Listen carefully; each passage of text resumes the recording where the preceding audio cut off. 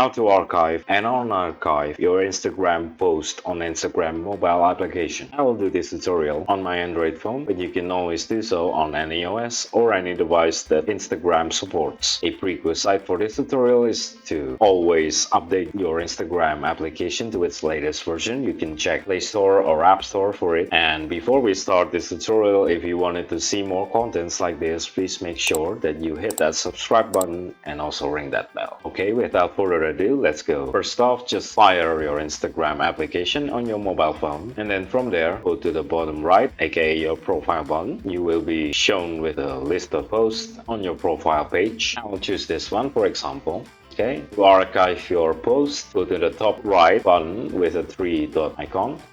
Choose archive, okay, and your post will be archived. It doesn't mean that your post is deleted. You can always unarchive it. So to unarchive it, first go to the top right three lines icon button, just click it, okay, and then from there go to archive. Choose post archive, and as you can see that this is the post that I have just archived. And to actually unarchive your post, go to the three dots button on the top right, and then click Show on Profile from the context menu.